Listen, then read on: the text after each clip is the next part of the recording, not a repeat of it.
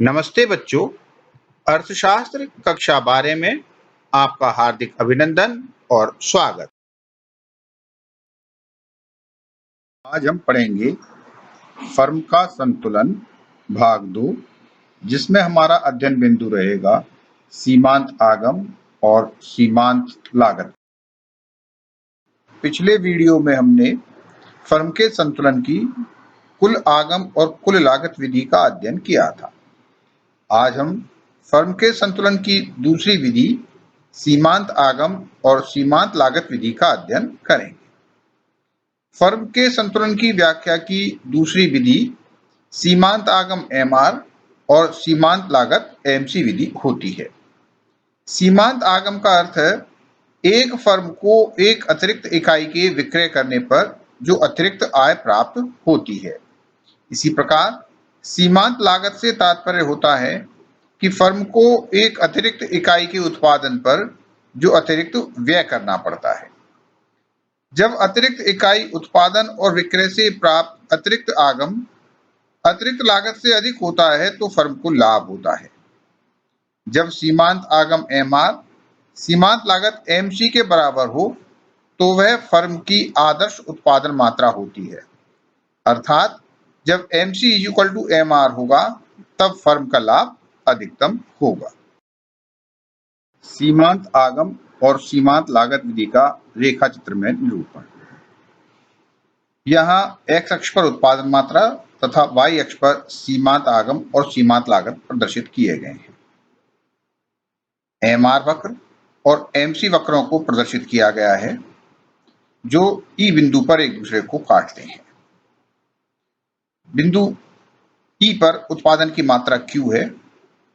Q से M की तरफ जाने पर लाभ क्षेत्र प्राप्त होता है क्योंकि यहाँ MR MC से ज्यादा है, जबकि Q से N की तरफ जाने पर MC MR की तुलना में अधिक होने के कारण हानि होती है, जिसे आगे और स्पष्ट किया गया है। रेखा चित्र की व्याख्या। X अक्ष पर उत्पादन मात्रा और Y अक्ष पर सीमांत आगम MR और सीमांत लागत MC दर्शाई गई है। सीमांत आगम वक्र MR और सीमांत लागत वक्र MC है। अपूर्ण प्रतियोगिता अथवा एकाधिकार बाजार में सीमांत आगम वक्र नीचे गिरता हुआ होता है, जबकि सीमांत लागत वक्र यू आकार का होता है, क्योंकि सीमांत लागत प्रारंभ में गिरती है और जैसे जैसे उत्पादन की इकाइयां बढ़ती हैं तो सीमांत लागत भी बढ़ती है। फर्म के संतुलन की प्रथम शर्त होती है कि सीमांत आगम एमआर सीमांत लागत एमसी के बराबर होता है।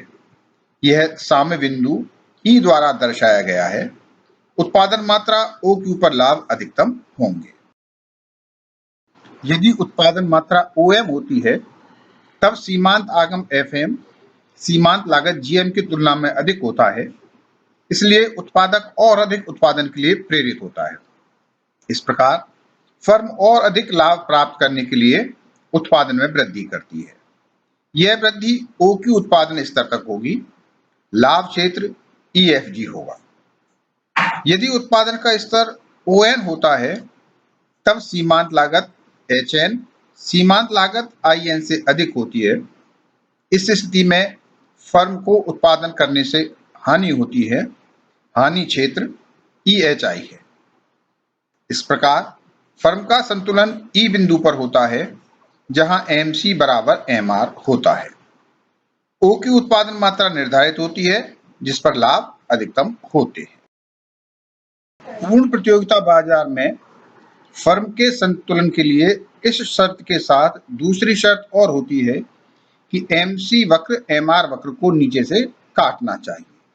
यहाँ हम चित्र में देख सकते हैं F बिंदु पर MC वक्र MR वक्र को ऊपर से काटता है, जबकि E बिंदु पर MC वक्र MR वक्र को नीचे से काट रहा है। इस चित्र की व्याख्या निम्नानुसार कर सकते हैं। E बिंदु पर सीमांत आगम MR सीमांत लागत MC के बराबर है, अर्थात MC इक्वल टू MR। पहली साम्य शर्त यहाँ पूरी होती है। दूसरी शर्त MC वक्र MR वक्र को नीचे से काटना चाहिए भी पूरी होती है। इस तरह OQ उत्पादन मात्रा पर फर्म को अधिकतम लाभ अर्जित होते हैं। यह फर्म का संतुलन कहलाता है। यदि फर्म उत्पादन मात्रा OM निर्धारित करती है तो बिंदु F पर प्रथम शर्त MC = MR को पूर्ण होती है, किंतु दूसरी शर्त के अभाव में फर्म अधिकतम लाभ अर्जित नहीं कर सकती, क्योंकि F बिंदु के बाद MC > MR होने से उत्पादन विस्तार से फर्म लाभ अर्जित करती है, किंतु F बिंदु से पूर्व MC > MR अर्थात फर्म को हानि होगी।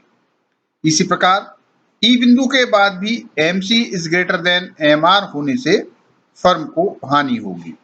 अतः फर्म का संतुलन OQ उत्पादन स्तर पर होता है, जहां दोनों शर्तें पूर्ण होती हैं, अर्थात MC = MR व MC वक्र MR वक्र को नीचे से काटता है। इस प्रकार दोनों विधियां फर्म का संतुलन करने में उपयोग की जाती हैं। सीमांत आगम सीमांत लागत विधि श्रेष्ठ है, क्योंकि सरलता से अधिकतम लाभ और उत्पादन मात्रा ज्ञात की जा सकती है। फर्म के औसत आगम और औसत लागत वक्रों का उपयोग करने पर प्रति इकाई कीमत भी ज्ञात की जा सकती है। फर्म के संतुलन में ये विधियां सभी प्रकार के बाजारों में उपयोग में लाई जा सकती हैं। इनका विश्लेषण उत्पादक और उत्पादन दोनों ही दृष्टि से महत्वपूर्ण है।